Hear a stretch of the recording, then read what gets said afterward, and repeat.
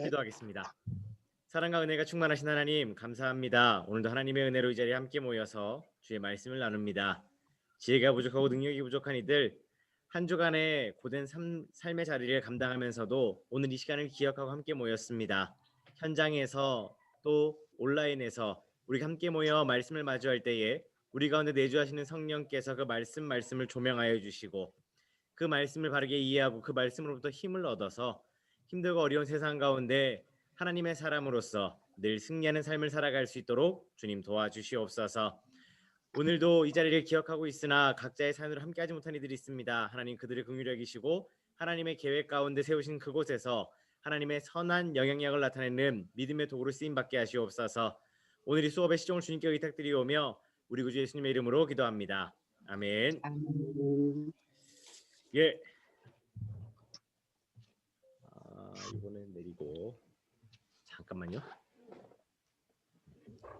제가 뒤에 화면을 좀 켜고 올게요.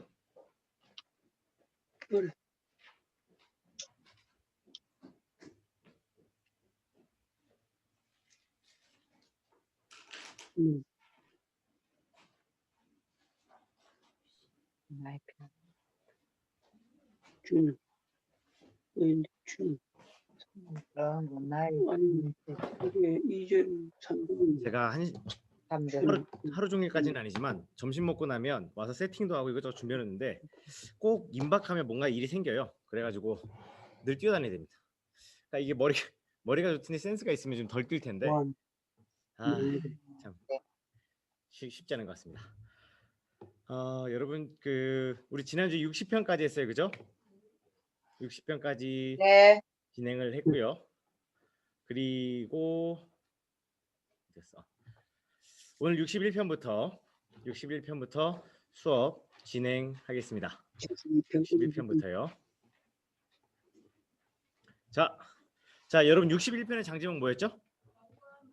네, 견고한 망대였습니다. 기억하시는 분이 계세요. 감사합니다. 네, 견고한 망대고요. 자, 권사님 죄송해요. 제가 소리 끌게요. 자, 여러분도 정신이 없고 저 정신이 없고. 자, 61편 3절 4절 3절 4절에 맥표시 해주세요. 3절 4절에 맥표시. 3절 4절에 맥표시 해주시고 녹색 형광펜 준비해 주십시오. 녹색 형광펜. 나의 피난처시요. 3절입니다. 나의 피난처시요. 하셨으면 붉은색으로 바꿔주시고요. 주는 3절입니다. 붉은색으로 주는 그다음 견고한 망대. 우리 61편이 견고한 망대였잖아요. 주는 우리의 견고한 망대입니다 라고 고백하는데 여기 나의 피난처라고도 고백을 하고 있습니다. 여기 메모 보시죠. 메모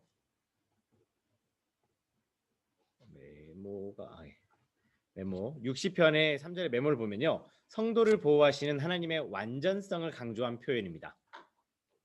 하나님의 완전성을 강조한 표현입니다.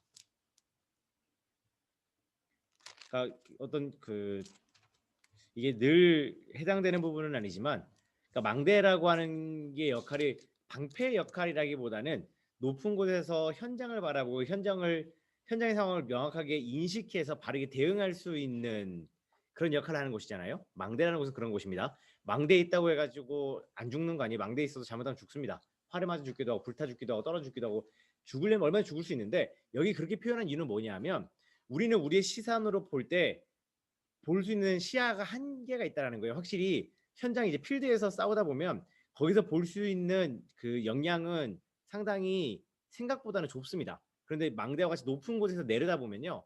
현장을 훨씬 더 잘 볼 수 있고 그래서 지휘관들이 높은 곳에 가서 현장을 보면서 병사들을 지휘하고 통솔하면서 전쟁을 승리로 이끌어가는 것이거든요. 하나님보다 높은 곳에서 더 멀리 볼 수 있는 사람은 없습니다. 그래서 하나님께서 나의 망대가 되심을 고백하면서 전쟁의 승패, 나의 생명의 안전이 하나님께 있다는 것을 고백하는 다윗의 고백입니다. 넘어가겠습니다. 62편이고요. 62편 1절, 2절의 맥표시. 1절, 2절의 맥표시 하시고 62편의 장제목은 잠잠히 바람입니다. 잠잠히 바람. 1절, 2절 맥표시 하셨으면 붉은색 형광펜으로요. 붉은색 형광펜으로 1절이에요. 잠잠히 하나님만 바람. 잠잠히 하나님만 바람. 녹색으로 바꿔주세요. 녹색. 1절 첫 번째 줄. 나의 구원이 그에게서 나오는도다. 나의 구원이 그에게서 나오는도다. 2절 나의 반석, 나의 구원, 나의 요새. 네, 녹색으로 색칠해 주시면 됩니다. 행여 여러분 제가 하다가 실수를 하잖아요. 그러니까 그 색깔을 잘못 말씀드릴 때가 종종 있을 것 같아요. 네, 그러면 가감없이 화면을 꼭 한번 확인하시고 잘못됐으면 말씀해 주시고 아니면 그냥 화면에 있는 색깔이 더 정확한 색깔이니까 그렇게 색칠해 주시면 됩니다.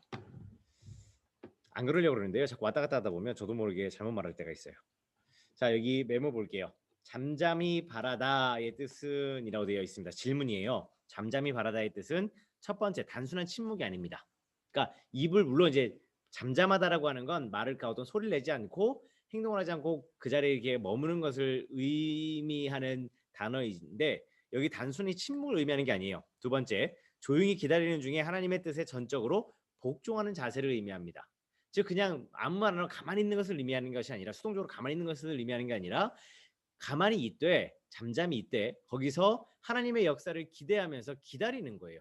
여러분 가만히 있는 거 기다리는 것은 다른 겁니다. 그죠? 우리가 그냥 막연하게 앉아서 시간을 흘려보내는 것과 어느 타이밍을 기다리는 건 분명히 다른 부분이에요.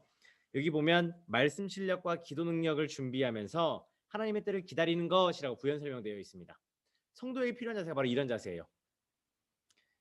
하나님의 때를 기다리는 게 진짜 쉽지는 않잖아요. 그러니까 제가 이 부분을 언제 제일 크게 느꼈냐면 군 생활할 때입니다. 군 생활할 때. 여러분 그 군 생활하다 보면 뭐 군 생활 이야기하려고 하면 할 말 정말 많으신 분이 많겠지만 그 제가 경험한 것 딱 한 가지 말씀을 드리면 그런 거예요. 비가 장마철에 그렇게 많이 오는데요. 중간에 하다가 작전을 하다가 어떤 상황에 걸려가지고 평가를 이제 채점을 해야 되는데 그 자리에 멈춰 서 있으라는 거예요. 진짜 거짓말하고 총 들고 가만히 서가지고 이렇게 판초이라고 이게 비옷 입고 가만히 한참을 기다렸어요. 근데 이게 한참 기다리면서 또 움직이면 안 돼요. 왜냐하면 그러면 채점하는 그 채점관이 왔을 때 평가하는 내용이 달라지기 때문에 지휘관들은 가만히 있으라고 이야기를 해요. 진짜 정말 힘들고 어려운데 그 시간들을 어떻게 버티냐에 따라서 이 그 전쟁의 승패가 갈린다라고 생각을 하라고 이야기하면 그 생각하라고 하면서 지휘관이 저희를 독려했었습니다. 근데 진짜 힘들었거든요.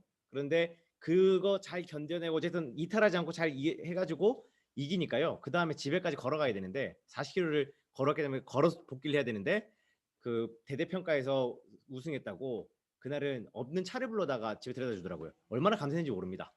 그러니까 여러분 사람이 하는 일에도 이런 평가 이런 그 기다렸을 때 하나님 때를 기다려 어떤 그 결과를 바라면서 기다렸을 때 이런 상이 주어지는데 하나님의 역사하심을 기다릴 때 얼마나 더 큰 상이 주어지겠습니까? 물론 상을 바라고 사는 사람들은 아니지만 그런 기대와 소망을 품고 하나님께서 말씀하신 때를 기다리는 하나님의 사람 되시기 바랍니다. 저는 딱 한 가지가 제일 기다려져요. 주님 다시 오실 때. 그러니까 제가 요즘 힘들어서 그런 건 아니고요. 진짜 그래요. 이게 죄송합니다. 이게 나쁜 뜻에서 이게 말씀드리는 게 아니라 자꾸 더 힘들어지잖아요. 그러니까 단순히 먹고 사는 문제를 힘들다 말씀드리는 게 아니라 믿음을 지키는 게 힘들어지고 전도하는 게 힘들어지고 예배드리는 게 힘들어지니까요. 주님 이제 오셨으면 좋겠다는 마음이 조금씩 들어요. 그 뭐 제가 아이를 낳고 뭐 결혼했기 때문에 말씀드린 건 아닙니다. 그런 건 아니지만 이게 더 힘들어지면 내가 과연 어디까지 버텨낼 수 있을까라는 두려움 때문에 그런 것 같아요. 주님 빨리 오시면 차라리 빨리 오셔서 주님 다시 오셔가지고 이 상황 좀 정리해 주시면 얼마나 좋을까라는 생각들을 근래 참 더 자주 하게 되는 것 같습니다. 자, 넘어가죠. 63편입니다. 63편의 장제목은요. 네, 주의 인자였어요. 3절, 4절 맥 표시해 주시고요. 3절, 4절 맥 표시. 여기 3절에 보면 주의 인자심이 생명보다 나음으로 하고 붉은색으로 되어 있는데요. 녹색으로 먼저 칠해 주시고 붉은색으로 더 칠해 주십시오. 녹색으로 먼저 칠해 주시고 붉은색으로 더 칠해 주세요. 여기 주의 인자심이 생명보다 나음으로 되어 있는 부분을요. 녹색으로 한번 색칠해 주시고 붉은색으로 덧칠해 주시면 됩니다. 이거 제가 그 수업을 할 때 이 부분이 그 강사님 녹색으로 표시를 하라고 안 하셨는데 해야 될 것 같았어요. 그래서 한번 더 칠해달라고 말씀을 드렸고, 자 하셨으면 메모 보도록 할게요. 여러분 익숙한 찬양이실 거예요, 그죠? 그래서 여기 중요한 단어 하나만 보고 넘어갈게요. 여기 보면 인자, 우리가 주의 인자하심 인자하심 하잖아요. 여기 인자라는 단어는 헤세드라는 말입니다. 그러니까 원어로 헤세드라는 단어인데요. 하나님의 변하지 않는 언약적 사랑을 표현할 때 쓰는 단어예요. 하나님이 인자하시다 인자하시다 할 때 그 인자가 바로 이런 의미입니다. 그리스도의 그림자로서 고통을 체험하고 절규하며 기록으로 남기는 과정 속에서 주의 인자하심을 노래했던 사람이 누구냐면 다윗이라는 거예요. 이해되셨죠, 여러분? 어쩌면 지금 우리가 마주하고 있는 상황이 주의 인자하심을 고백하고 노래하는 상황들이 아닌가라는 생각을 해봅니다. 앞으로 주의 인자하심 더 많이 찾을 일이 있겠죠. 네, 그 주의 인자하심 날마다 기억하고 다윗처럼 아름답게 고백하는 믿음의 사람들 되시기 바랍니다. 자, 다음요 64편이에요. 64편의 장제목은 뭐였죠, 여러분? 기억나시나요? 반격 화살이었습니다. 반격 화살. 아래 그 성전과 시내산이라고 해서 뾰족하게 삼각형을 그려놓고 꼭대기에다가 64 써가지고 반격 화살을 했었잖아요. 자, 3절 4절의 삼지창, 그리고 7절 8절의 맥표시. 3절 4절의 삼지창, 7절 8절의 맥표시 하셨으면요, 노란색 형광펜으로 3절입니다. 그들이 그 줄 끝에 화살같이 독한 말로 겨누고 4절 숨은 곳에서 온전한 자를 쏘며 갑자기 쏘고 하셨으면 붉은색으로 바꿔주세요. 붉은색 7절입니다. 하나님이 그들을 쏘시리니 녹색으로 바꿔주세요. 그들이 갑자기 화살에 상하리로다.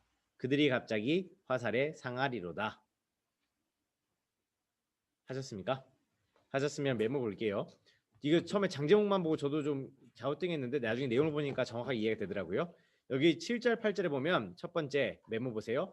원수들이 무지한 우리에게 화살을 쏘면, 두 번째 하나님께서 진노 화살로 원수들을 쏘신다는 것, 그들을 상하게 하신다는 것이라는 내용입니다.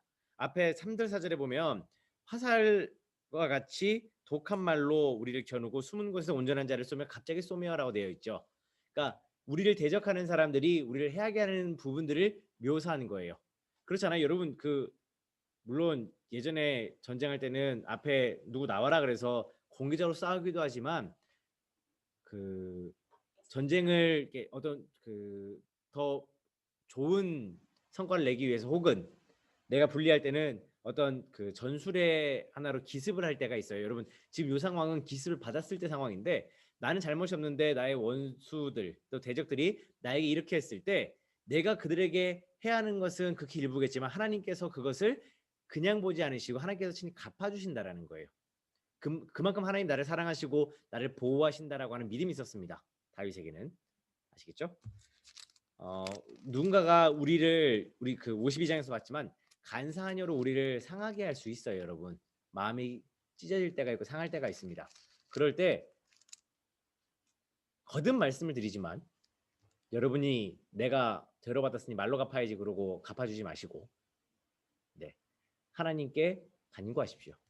만약에 여러분이 책망받을 만한 일을 하셨다면 하나님께서는 그것을 통해서 여러분을 회개시키실 것이고, 여러분이 오해를 받거나 그릇된 일로 인해 그런 어려움을 당하게 되면 하나님께서 갚으실 거예요. 네. 자, 넘어갈게요. 65편입니다.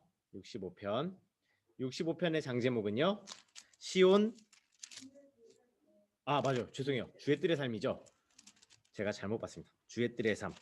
근데 제가 보니까 여기에 내용을 안 써놨네요. 네, 왜 이랬을까요? 죄송합니다.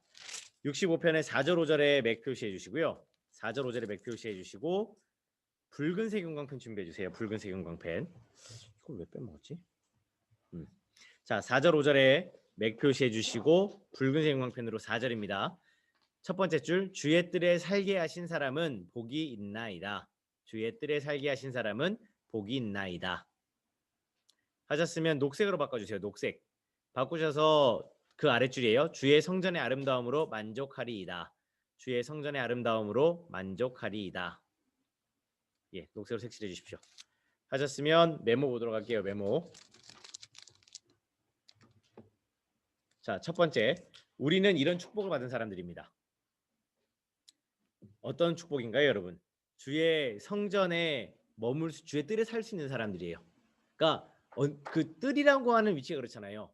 언제든지 집 앞에 있는 뜰이라는 것은 언제든지 나갈 수 있지만 들어올 수도 있는 곳이잖아요. 우리가 늘 하나님 앞에 그렇게 있다라는 거예요. 창문 열고 내다보면 바로 앞에 뭐가 있는지 보이는, 창문만 열면 언제든지 만날 수 있는, 대문 열면 언제든지 만나 들어갈 수 있는 그런 상황에 놓인 게 바로 저와 여러분이라는 겁니다. 우리 이런 축복을 받은 사람들이에요. 얼마나 감사한가요? 두 번째, 고로 주의 성전의 영적인 아름다움으로 만족하자라고 되어 있는데, 여기 주의 성전의 영적인 아름다움이라는 것은요, 우리가 주의 거룩한 성전이기도 하지만 동시에 우리가 예배드리는 것도 성전이라고 부르잖아요. 예배당이라고 부르지만 우리는 동시에 예배드리는 사람들이 모인 곳을 성전이라고 합니다. 그죠? 그러니까 복합적인 의미의 성전이라고 이해해 주시면 돼요. 단순하게 어떤 건물의 화려함을 칭하는 게 아니라 주님과 함께 할 수 있는 공간에 있을 수 있다라는 거. 저와 여러분 안에 성령님이 내주하시잖아요. 그죠? 믿으십니까? 우리 안에 성령님께서 내주하시는데, 그런 사람들이 모여서 함께 떡을 나누고 함께 찬양하며 함께 기도하고 말씀을 나누는 그곳에 있는 기쁨. 이걸 어떻게 표현하면 좋을 것 같냐면, 제가 여러분을 만났어요. 그러니까 여러분을 보면서 여러분을 맞이했기 때문에 여러분으로부터 누릴 수 있는 기쁨도 있지만, 여러분 내면에 있는 하나님, 그러니까 여러분 열고 들어가는 표현이 그렇긴 하지만, 여러분도, 저도 성전이면 여러분도 성전이잖아요. 그 성전에 마주하면서 성전문을 열고 들어가서 그곳에 계신 하나님 만나는 거예요. 그 하나님은 제 안에 있는 하나님과 같은 하나님이지만 제 삶과 여러분의 삶이 다르잖아요. 내 삶에서 만나지 못했던 하나님의 역사하신 거, 하나님의 은총을 그곳에서 만날 수 있는 거예요. 우리가 마주하고 있는 성경 속에 있는 수많은 인물들, 그 가운데 함께 하시는 하나님, 우리가 하나님을 어떻게 만나요, 여러분? 성경책을 펴서 이 안에 들어가면 우리가 여기서 하나님을 만나는 거예요. 찍고 들어가는 의미가 아니잖아요. 이게 펴서 그 말씀을 읽고 묵상하면서 우리는 그 속으로 들어갈 수 있습니다. 그렇게 문을 열고 들어가는 거예요. 우리가 그렇기 때문에 하루하루 살아가는 우리의 삶은 주의 뜰에 살고 있다라고 고백할 수 있는 부분입니다. 다윗의 이 고백이 얼마나 기가 막혀요. 얼마나 아름답습니까? 그러한 고백들이 우리의 입술에서 끊어지지 않기를 소망합니다. 자, 66편 넘어가도록 할게요. 66편입니다. 66편의 장제목은요. 66편의 장제목은 시험 단련이에요. 시험 단련. 10절부터 12절의 맥표시. 10절부터 12절의 맥표시 해주세요. 10절부터 12절의 맥표시 하셨으면 녹색 형광펜 준비해 주시고요. 녹색 형광펜.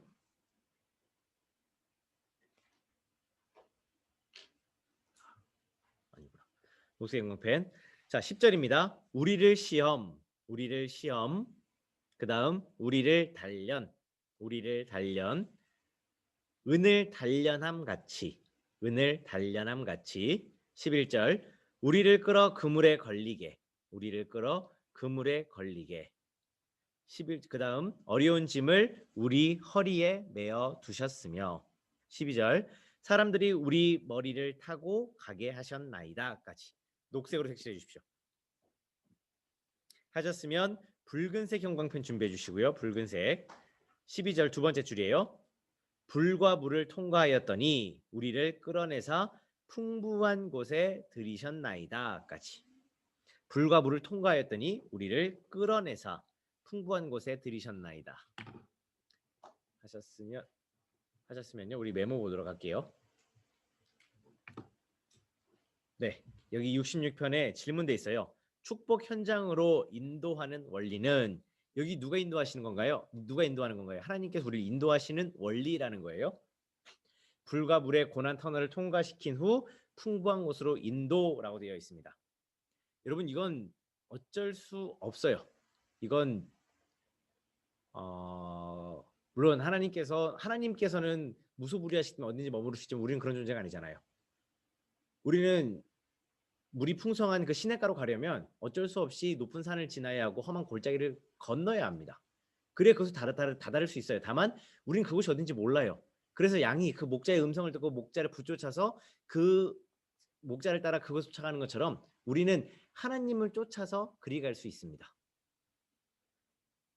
물과 불의 고난의 터널은 취사 선택으로 할 수 있는 것이 아니라 이 땅을 사는 동안 어쩔 수 없이 감당해야 될 부분이에요. 하나님께서 단순히 우리를 싫어하시거나 미워하셔서 그런 게 아니에요. 지나다 보면 그걸 견디고 이겨내야 돼요. 그걸 스스로 넘어서야 그 다음에 우리가 그곳에 도착하는 겁니다. 그런 의미에서 시험과 단련이라는 거예요. 다만 참 다행인 것은요. 지난번에 말씀드렸지만 23편에서 목자장 할 때 말씀드렸지만 목자는요. 그 양이 다치면 못 걷는 상황이 되면 그 양을 그냥 너는 어쩔 수 없네. 자연의 섭리에 따라 흙으로 돌아가라고 버리지 않아요. 짊어집니다. 여러분 그 99마리 양을 두고 옆에 있는 다른 목자의 목동에 맡겨놓고 가서 그 한 마리 어린 양을 찾으러 떠나잖아요. 그게 목자의 심정이거든요. 하나님께서 우리를 그렇게 살피시고 만약 우리가 어딘가 온전치 못해서 갈 수 없는 상황이면 하나님 우리를 지고 가시는 거예요. 우리의 짐을 대신 지시면서 그렇게 함께 가십니다. 얼마나 다행이에요. 그죠? 네, 이 축복의 현장으로 인도하심을 날마다 믿음으로 고백하면서 그곳을 함께 나아갑시다. 자, 다음 67편이에요. 67편의 장제목은요. 공평한 심판이죠. 공평한 심판. 4절의 맥표시. 4절에 맥표시해 주세요. 하셨으면 녹색 형광펜으로요. 4절입니다. 주는 민족들을 4절 첫 번째 줄 끝에 주는 민족들을 공평히 심판. 주는 민족들을 공평히 심판. 그다음 땅 위의 나라들을 다스릴 것. 땅 위의 나라들을 다스릴 것 하셨으면 붉은색으로 바꾸셔서 공평히 심판. 공평히 심판에 붉은색으로 색칠해 주세요. 붉은색으로 공평히 심판을 덧칠해 주시면 됩니다. 녹색으로는 주의 민족들을 공평히 심판, 땅 위 나라들을 다스릴 것 하셨으면 붉은색으로 바꾸셔서 공평히 심판 덧칠해 주시면 돼요. 여기 메모 볼게요. 첫 번째, 공평한 심판은 하나님만 가능하십니다. 네, 공평한 심판은 하나님만 가능하시고 두 번째, 인간은 공평한 심판이 절대 불가능합니다. 네, 이건 제가 굳이 말씀 안 드려도 여러분 익히 잘 하시는 부분이라서 그냥 넘어갈게요. 그래서 하나님 앞에서 아까 누군가가 우리를 책망하거나 우리를 비난할 때 여러분 그곳에서 우리가 잘못한 게 맞다면 하나님께서는 그 부분을 회개시키실 것이라고 말씀을 드렸잖아요. 그런 의미예요. 그러니까 누군가 우리에게 듣기 싫은 말, 불편한 말을 하거든. 여러분 첫 번째는 나에게 왜 그래 하면서 감정적으로 반응하지 마십시오.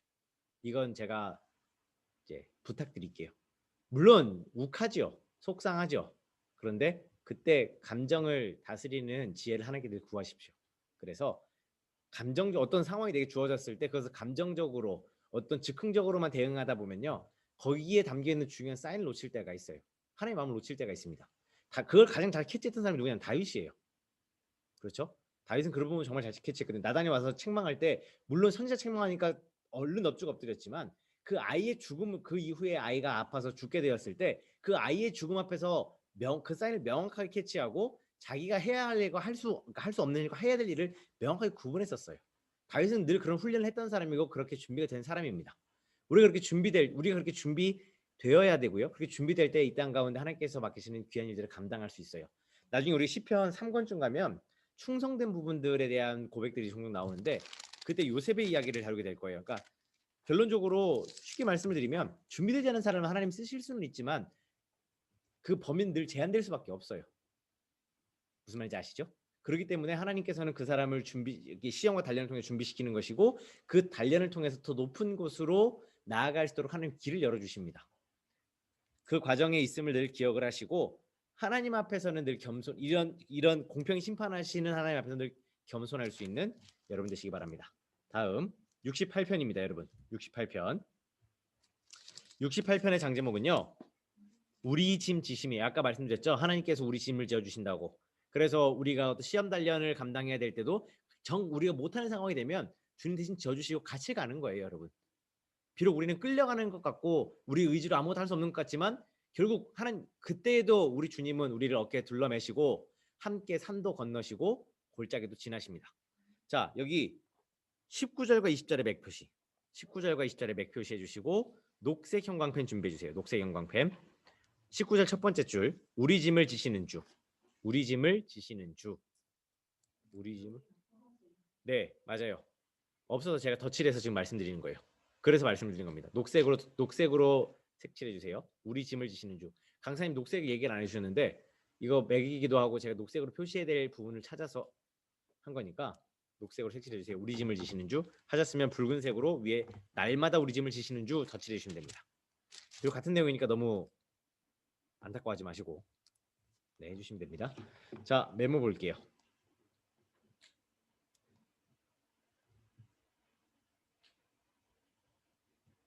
네, 잘못한 줄 알았습니다. 자, 첫 번째, 하나님은 감당할 수 있는 인생짐만 허락을 하십니다. 두 번째, 나머지 인생짐은 하나님이 날마다 져주십니다. 그래서 예수님께서는 뭐라고 하셨나요? 수고하고 무거운 짐진 자들아 다 내게로 오라라고 말씀하셨습니다. 내가 내 멍에는 쉽고 가벼우니 너희가 능히 질 수 있을 것이다라고 말씀하셨어요. 그러니까 우리 짐하고 예수님 짐하고 맞바꾼다라고 생각하시면 됩니다. 예수님 우리에게 감당할 수 있는 어려움만 주십니다. 그러니까 이렇게 보면 목사 참 제가 참 믿음이 없어요, 그죠? 자꾸 주님 오시기나 말하고 분명히 지금 입술로는 그 질 수 있는 짐 주신다며 그럼 이것도 질 수 있겠지 하시겠지라고 그렇죠 지금 그렇게 고백해야 된다 말을 해야 되는데 예 버거워서 그랬습니다. 자신이 없어가지고. 자 어쨌든 주님 언제 오실지 모르니까 하루하루 최선을 다해 살아가시고 맡겨주신 짐은 최선을 다해지는 걸로. 자 다음 69편 넘어갈게요, 여러분. 69편의 장제목은요 황소 찬양이죠. 하나님께서 황소를 드림보다 찬양을 기뻐하신다는 내용인데요. 30절부터 31절의 맥표시 30절부터 31절의 맥표시 녹색 형광펜으로 30절입니다. 노래로 하나님의 이름을 찬송 노래로 하나님의 이름을 찬송 감사함으로 하나님을 위대하시다 하리니 감사함으로 하나님을 위대하시다 하리니 붉은색으로 바꿔주십시오. 붉은색으로 바꾸셔서요. 붉은색으로 바꾸셔서 황소를 드림보다 31절입니다. 황소를 드림보다 여호와를 더욱 기쁘시게 함이 될 것이라. 황소를 드림보다 여호와를 더욱 기쁘시게 함이 될 것이라. 붉은색으로 색칠해 주십시오.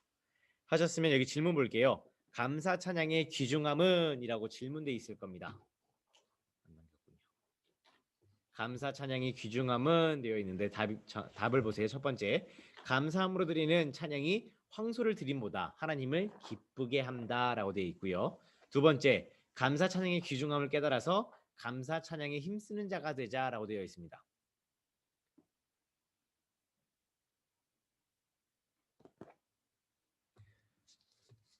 이번 주가 추수감사주일이었어요. 그래서 추수감사주일 날 시온이 저녁에 그 찬양으로 영광 돌리면서 그 준비를 이제 저는 음악부 담당이니까 잠가서 기도를 해드렸는데 하기 전에 이제 물론 이 부분을 미리 공부해서 알고 있었던 부분이기도 하지만 그날 가면서 이제 같이 기도를 하면서 이 부분을 같이 두고 같이 기도했는데 참 그래요, 여러분. 우리가 드릴 수 있는 그 무엇보다 하나님께서 기뻐 받으시는 것이 무엇일까 생각해 볼 때 그것을 하나님은 찬양이라고 분명히 말씀을 하고 계십니다. 우리가 뭘 더 해드릴까라고 참 많이 고민을 하지만 하나님께서 여러분을 통해서 가장 원하시는 건 바로 찬양이에요. 하나님께 날마다 기쁨으로 감사하며 찬양할 수 있는 하나님의 사람 되시기 바랍니다. 추수감사절, 맥추감사절, 성탄절 이런 날 말고요. 물론 이런 날 당연히 해야 되는 것이지만 일상에서 감사하는 연습을 하시고 감사하는 찬양을 늘 여러분 입술에서 그 찬양이 떠나가지 않도록 여러분 그렇게 애써주세요. 자, 다음 넘어갈게요. 70편입니다. 70편의 장제목은요.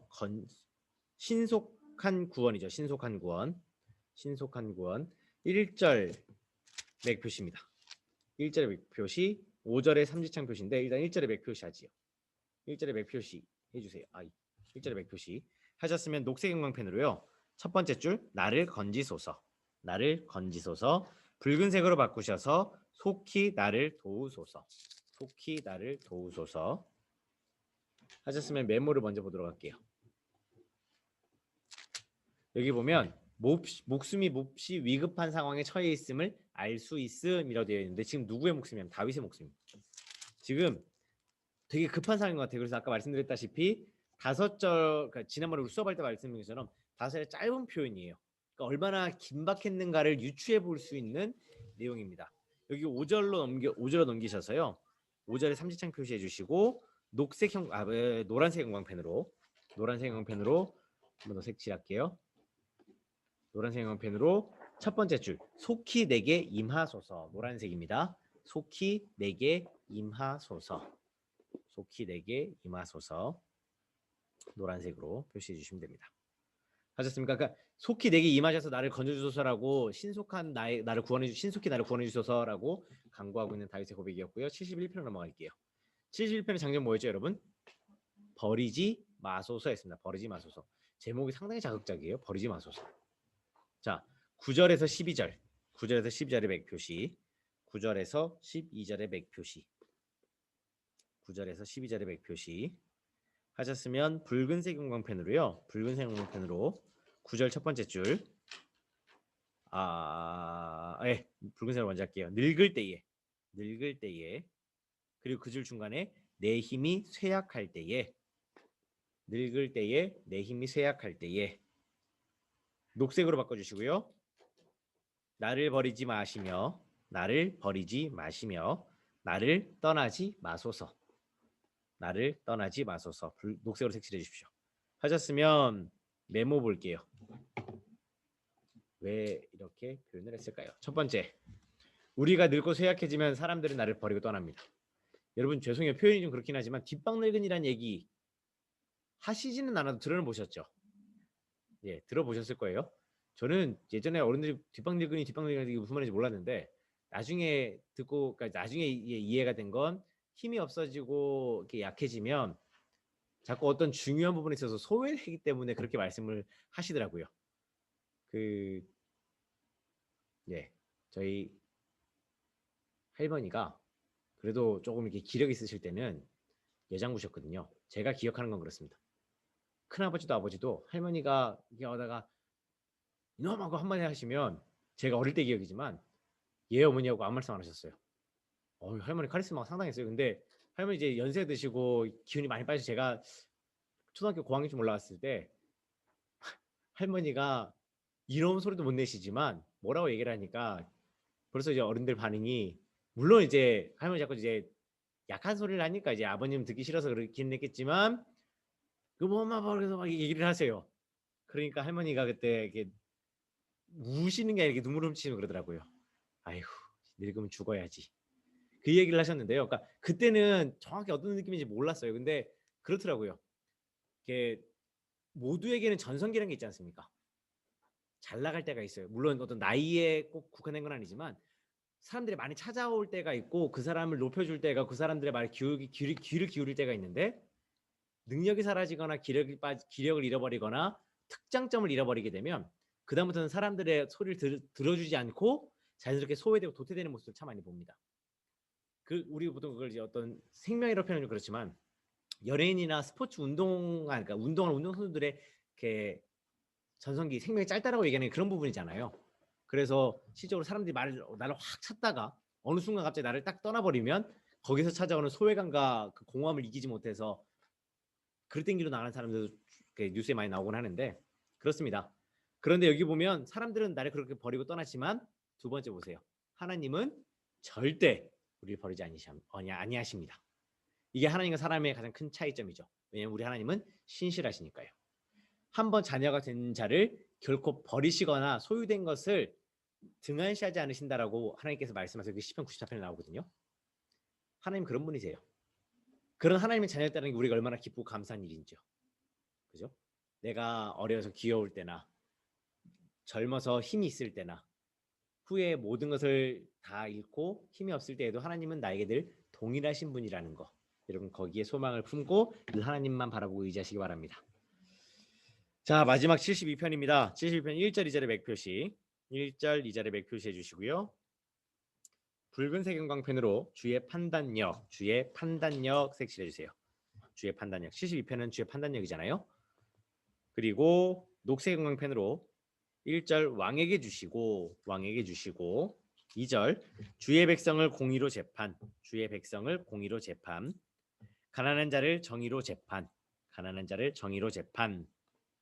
하셨으면 노란색으로 바꿔주십시오. 노란색으로 바꾸셔서 72편 위에 보면 솔로몬 시라고 돼 있을 거예요. 솔로몬 시에 색칠해 주십시오. 특별한 건 아니고 솔로몬이 갑자기 등장했기 때문에 여러분 한번 칠하고 가겠습니다. 솔로몬. 자, 72편은 누구의 시인가요? 솔로몬의 시죠. 제가 맥작 장제목 감송할 때 말씀을 드렸던 부분이에요, 여러분. 지금 이 기도는요, 솔로몬이 드리고 있는 기도입니다. 하나님께. 간구하고 있는 부분이에요. 주의 판단력, 하나님의 판단력을 내게 주셔서 그 하나님의 공평함으로 바르게 다스리게 하소서라고 하는 간구입니다. 우리가 알고 있는 그 솔로몬의 지혜가 하나님께로부터 왔음을 우리는 이미 잘 알고 있잖아요. 하나님께서 그에게 지혜를 주셔서 하나님의 판단력을 갖게 하셨고 그 판단력으로 나라를 부강하고 아름답게 세워갈 수 있도록 허락하셨습니다. 참 안타까운 게요. 그렇잖아요, 여러분. 그 주의 판단력을 갖고 있으면서 어찌하여 그의 말년에 그렇게 타락하게 됐을까라는 안타까움이 생깁니다. 그게 어느 타이밍이라고 성경은 말씀하지 않지만 그가 스스로 그러니까 그가 가지고 있는 판단력이 하나님께로부터 왔음에도 불구하고 어느덧 그게 나의 유익과 나의 자랑이 되면서 내 이름이 드러나기 시작하고 열방에서 나를 지혜 있는 자라고 칭송하며 찾아오기 시작했을 때 그때 하나님 앞에서 삐그덕했던 게 아닐까라고 추측해 봅니다. 여러분, 추측입니다. 자세한 건 나중에 하나님 나라 가서 물어보시고 추측입니다. 그랬을 것 같아요. 왜냐하면 사람이 그렇잖아요. 한순간이거든요. 겸손함이 교만으로 바뀌고 인자함이 분노로 바뀌는 건 한순간인 것 같아요. 솔로몬이 그 타이밍을 놓쳤던 것 같습니다. 그런 의미 참 안타까운 건 다윗에게 있었던 나단이 그에게는 없었다라는 거예요. 다윗이 잘못할 때 하나님 나단을 통해서 다윗을 바로잡아 주셨잖아요. 인간적으로 보면 다윗이 갖고 있는 모든 능력보다 솔로몬의 능력이 월등합니다, 여러분. 잘 생각해 보세요. 다윗이 갖고 있는 모든 것보다 솔로몬의 능력이 훨씬 월등해요. 그런데 솔로몬이 이 모든 걸 가졌음에도 불구하고 한 가지 놓친 것이 그에게 없던 것이 있다면 나단이었습니다.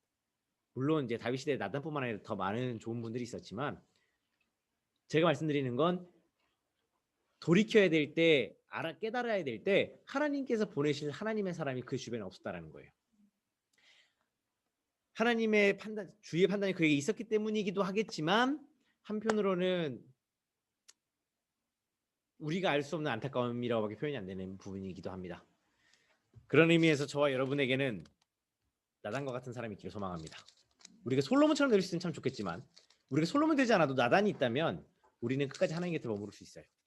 그렇기 때문에 그런 의미에서 제가 여러분의 나단이 되고 여러분 제가 나단이 되기를 소망합니다. 그죠? 그러니까 잘못하면 말씀하셔야 돼요. 늘 말씀드리죠. 제가 잘못할 수 있으니까 잘못했거든. 목사님 잘못했습니다라고 해주셔야 됩니다. 자, 마지막으로 메모 볼게요. 첫 번째, 백성들을 올바로 다스릴 수 있는 지혜를 의미합니다. 이게 주의 판단력이라는 것은. 두 번째, 영적 지도자에게 꼭 필요한 능력이에요. 여기 영적 지도자는 늘 말씀드리지만 목회자만을 지칭하지 않습니다, 여러분. 한 가정의 가장, 한 아이의 어머니 모두 영적 지도자예요. 네, 한나 얼마나 위대한 영적 지도자입니까? 여러분 인정하십니까? 글쎄요, 여러분 어떻게 생각하실지 모르겠는데 한나는요 그 누구보다 뛰어난 영적인 지도 중에 한 명이었어요. 세상이 알지만 더 주목하지 않아서 그렇지 그를 단순히 여인이자 한 어머니로만 취급해서 그렇지 여러분 그는 실상 굉장한 영적 지도자예요. 엘리 시대에 말씀이 없고 하나님이 안 계셔서 홈리와 비나스를 타락했습니까? 그렇지 않거든요. 엘리는 하나님 제사장이었지만 그리고 그를 통해서 제사법과 여러 가지 것들을 배웠겠지만 사무엘이요. 결정적으로 영적인 지도력은 한나에게서 왔다고 확신합니다. 목사님 그 아이가 조금 컸을 때 바로 엘리에게 가가지고 교육을 받았는데 어느 타이밍이에요? 여러분 간과하시면 안 되는 부분이 뭐냐면 한나도 아들 사무엘을 안 만났을까요? 엘리가 하나님께 드렸다고 해서 사무엘이 하나님께 드렸다고 해서 사무엘이 엄마랑 딱 감싸고 살았을까요? 성경에는 정확히 이렇게 되어 있지 않지만 저 그렇게 생각하지 않습니다. 왜냐하면 끊임없이 한나는 성전에 가서 기도하던 여자잖아요. 그럼 성전을 오고 갔을 거예요. 거기서 왜 그 사무엘을 안 만났겠어요? 엘리가 눈이 어두웠다라는 영적인 눈이 어두웠다라는 건 그 성경에 눈이 어두웠다는 표현은 하나님 뜻을 분별하지 못하는 하나님 뜻대로 바르게 서지 못했기 때문에 그 가문이 망했다라고 성경이 얘기하잖아요. 그 엘리에게 배울 수 있는 점이 분명히 있었겠지만 그에게 영적인 지도를 받았다기보다는 그에게 그 사무엘에게 영적으로 가장 큰 영향을 준 건 첫 번째 하나님이고 두 번째는 한나였을 거예요. 그런 의미에서 한나는 가장 위기의 상황에 놓였던 이스라엘을 구원했던 그리고 그곳에서 가장 중요히 쓰임받던 사무엘이라는 사람을 바르게 세운 지도자입니다. 그러니까 한 가정의 어머니가 중요하다고 늘 말씀을 드리고 한 가정의 믿음으로 서는 게 얼마나 중요한지를 늘 말씀드린 포인트가 바로 여기 있어요, 여러분. 교회에서 목사님들이 말씀으로 여러분을 양육하고 여러분을 바르게 세워갈 수 있지만 실상 어떤 친밀함을 가지고 여러분과 함께 영적인 교제를 하면서 여러분을 이렇게 바르게 세워간다는 건 불가능하거든요. 물론 하나님이 하실 일이지만 그런 의미에서 여러분 각 가정에 주신 배우자와 자녀들 여러분을 함께 믿음으로 살아갈 수 있도록 함께 살게 하신 그 가족들은요. 한 명이 됐든 10명이 됐든 함께 살아가도록 세워두신 그 가족 구성원들은 정말 중요한 동역자이자 영적 스승이고 영적 후견인입니다. 아시겠죠? 여러분 그런 의미에서 이 주의 판단력을 날마다 간구하시기 바래요. 다만 저는 솔로몬에게 주신 주의 판단력이 없더라도 나단과 같은 하나님의 사람이 곁에 있는 게 더 좋은 것 같습니다. 두 개 더 있으면 다 좋겠고요. 자 여러분 이렇게 해서요. 우리 2권을 수업을 마무리했습니다.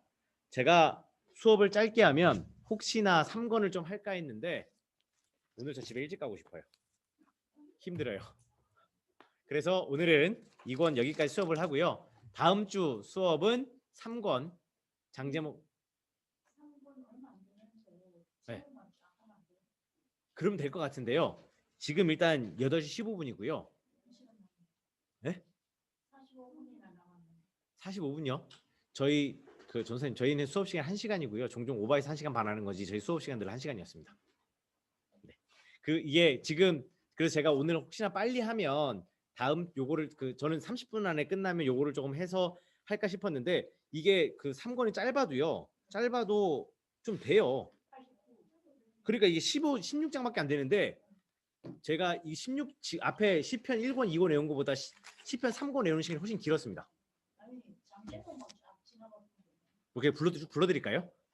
카드 다 써있어요. 카드 보고 하세요. 그러면 네, 자 오늘 수업은 여기까지 하도록 할게요. 여러분 빨리 가서 쉬시고 우리가 방학이 쉬는 시간이 없다 보니까 그러니까 쉬는 날이 없어요.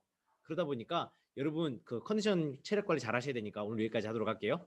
여러분 고생 많으셨으면 조심히 돌아가시고 그리고 오늘 현장에 온라인으로 하신 분들은 떡을 못 드셨습니다. 떡 잠깐 빌려주세요. 선생님 제가 바로 드릴게요. 여러분 이거예요. 이거 현장에 오시면 간식을 드립니다. 물론 매주 드릴지는 모르지만 이게 좀 부담이 될 수 있군요. 그러니까 이게 종종 하나님께 주세요. 그러니까 여러분 현장에서 뵙기를 원합니다라고 얘기를 하려고 했는데 한 가지 광고 드릴게요. 여러분 코로나가 다시 극성입니다. 그죠? 하지만 우리 수업은 쉬지 않습니다. 현장에서 수업하는 게 혹시나 어려워지면 주중에 연락드릴 거예요. 일단 추이를 볼게요. 주일까지 추이를 보이고 혹시나 이제 교회 우리 함께 예를 들면 공예배라든지 아니면 교육이 아마 제일 먼저 그러니까 교육 부서가 아니라 우리 교육이나 아니면 기도실 같은 경우에는 조금 선제적으로 대응하는 차원에서 일찍 대응할 수가 있어요. 그러니까 수업을 온라인으로 확 전환한다든지 기도는 다시 가정에서 돌아와서 하라고 하시든지 말씀드릴 수 있으니까 주말까지 추이를 지켜보고 만약에 완화되지 않으면 수업 같은 경우는 온라인으로 전환할 수 있다는 걸 미리 말씀드립니다. 왜냐하면 여러분 경주 특성상 지금 확진자가 없기는 하지만 얼마 전에 왔던 확진자도 외부에서 왔던 사람이에요. 지금까지 이번 주는 어떨지 모르지만 계속 관광객들이 많이 오고 있기 때문에 각지에서 오기 때문에 우리 검사를 할 수도 없잖아요. 그래서 조금은 교회를 지키고 여러분을 보호하는 차원에서 혹시나 수업이 온라인으로 전환되면 여러분 너무 서운해는 하지 마시고 네, 일단 그렇게 진행을 하겠습니다. 떡 얘기가 여기까지 왔는데 어쨌든 떡은 우리 조 집사님께서 주셨습니다. 잘 먹겠습니다, 집사님. 예, 감사합니다. 언젠가 여러분 맛보실 날이 있을 거예요. 그때 맛있게 드시고 여러분 고생하셨습니다. 편히 쉬시고 나중에 오늘 주일날 교회에서 뵙도록 하겠습니다. 고생하셨습니다. 수고하셨습니다. 조심히 돌아가세요.